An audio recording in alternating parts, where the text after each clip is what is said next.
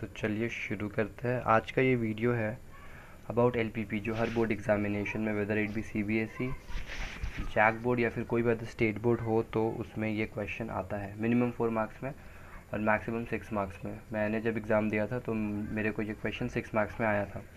तो आज हम लोग डिटेल में समझेंगे इस क्वेश्चन में करना क्या होता है, कैसे सॉल्व करते हैं, क्या स्टेप्स है, क्या प्रोसेस है। तो आप वीडियो के एंड तक बने रहो ताकि आपको कंप्लीट चीज़ समझ में आ जाए और आप भी अपने बोर्ड एग्जामिनेशन में इस टॉपिक से जो क्वेश्चन है उस पर आप मार्क्स स्कोर कर लो, राइट। तो मैंने एक चार्ट बनाया है, उस चार्ट को पहले देख लेते हैं ताकि आप लोगों को एक क्लियर आइडिया मिल जाए एग्जैक्टली करना क्या होता है। So this is a chart, अगर आप लोग चाहो तो स्क्रीनशॉट ले सकते हो इसका, ठीक है। तो शुरू करते हैं। तो सबसे पहले बात करते हैं क्वेश्चन आता है किस फॉर्मेट में है। तो क्वेश्चन आता है, हमें एक इक्वेशन दिया रहता है नेमिंग z और वहाँ लिखा रहता है मैक्सिमाइज और मिनिमाइज। तो पहला क्वेश्चन मैं लेता हूँ जिसमें लिखा हुआ है मैक्सिमाइज।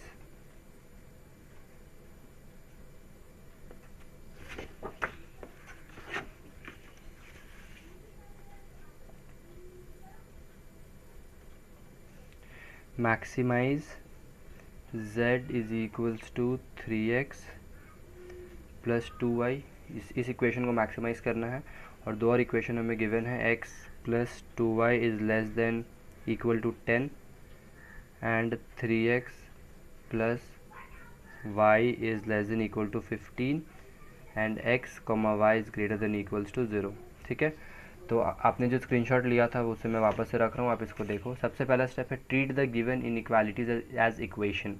आपको जो दो इनइक्वालिटीज़ गिवन है यहाँ पे, आप उसको एज इक्वेशन ट्रीट करो। मतलब इसका ये होता है that x plus 2y is equals to 10 and 3x plus y is equals to 15।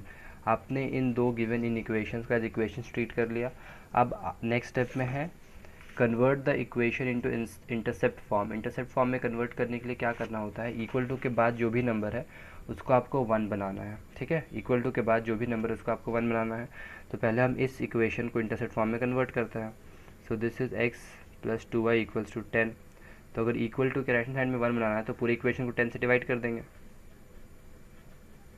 So this gets us to x upon 10 plus y upon 5, 2 cancel कर देता है इसे, इक्वल्स टू 1। ये हुआ इस इक्वेशन का इंटरसेप्ट फॉर्म। अब इस इक्वेशन को इंटरसेप्ट फॉर्म में कन्वर्ट करते हैं। तो आप लोग समझ ही गए होंगे अभी तक कि इस इक्वेशन को इंटरसेप्ट फॉर्म में कन्वर्ट करने के लिए 15 से डिवाइड कर देंगे।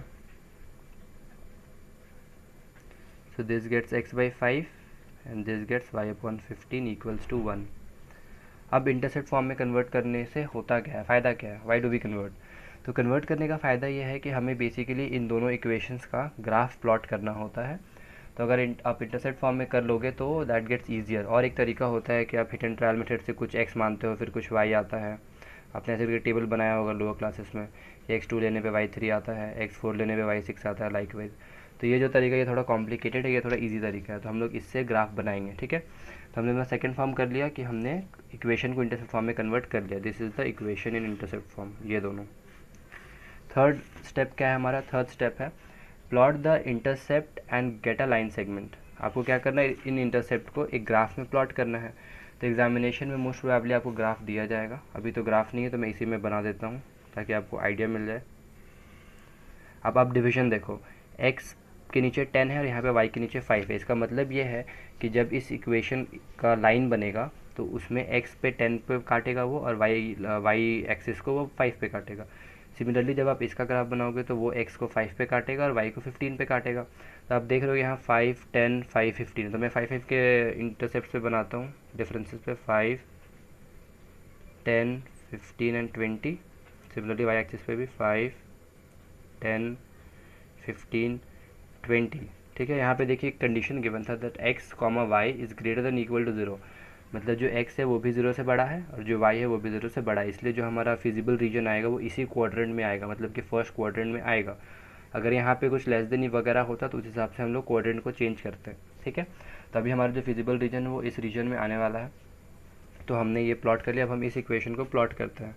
तो x पे हमें 10 पे प्लॉट करना है, तो दिस इज़ द पॉइंट, और y पे हमें 5 पे करना है, so this is the point. अब हम इन दोनों पॉइंट्स को जोड़ लेंगे ताकि हमें इस इक्वेशन का लाइन सेगमेंट मिल जाए, ठीक है। उसके बाद हम क्या करेंगे, दूसरे इक्वेशन के लिए करेंगे सिमिलरली। यहाँ पे x is on 5 and y is on 15।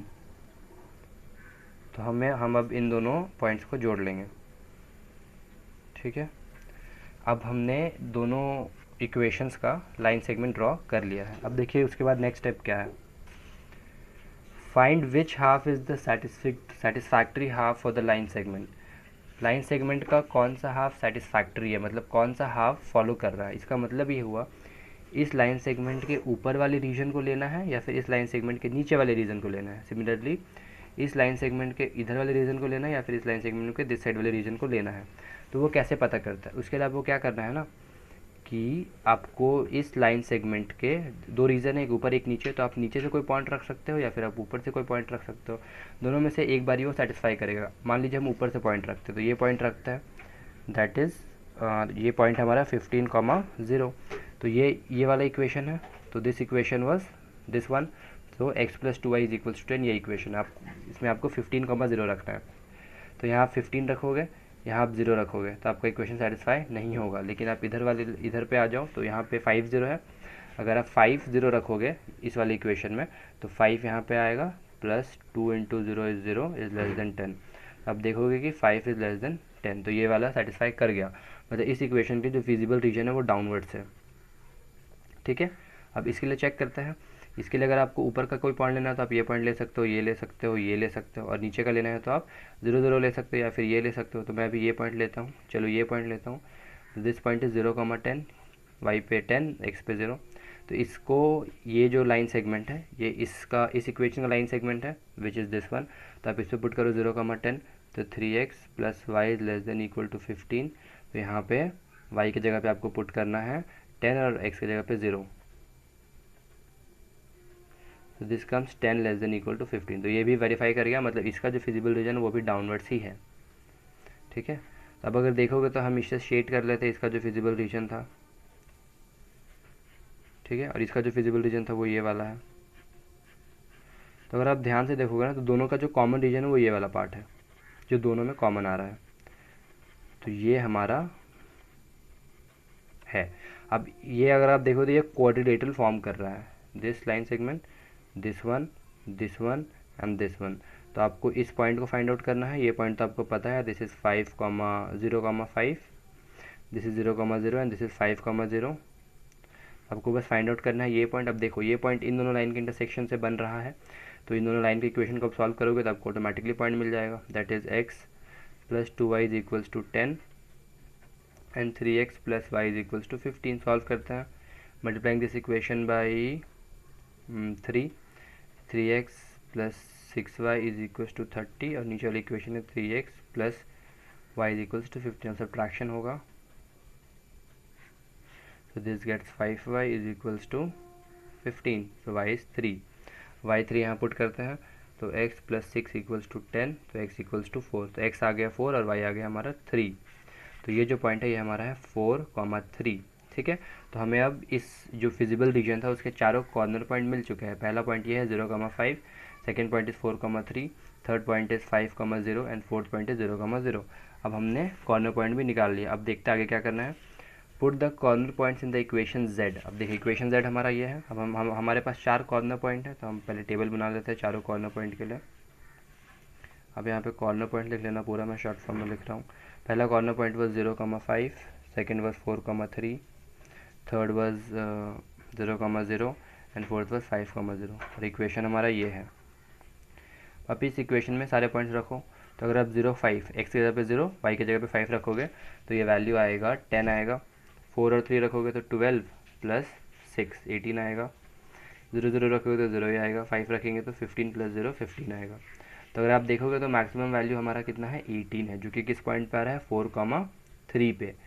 सो इसका आंसर हो जाएगा, जब आप आंसर रिप्रेजेंट करोगे तो इसका आंसर हो जाएगा that when we maximize z = 3x + 2y with the given conditions, we get the maximum value as 18 on the point 4,3। ये हो जाता है हमारा आंसर। तो इस तरीके से हम सॉल्व करते हैं। इसका एक और पार्ट है जो जब फिजिबल रीजन हमारा अनबाउंडेड होता है, मतलब चारों तरफ से लाइन सेगमेंट नहीं होता, वो हम लोग नेक्स्ट वीडियो में डिस्कस करेंगे। तो आज के लिए सिर्फ इतना ही। Thank you for watching.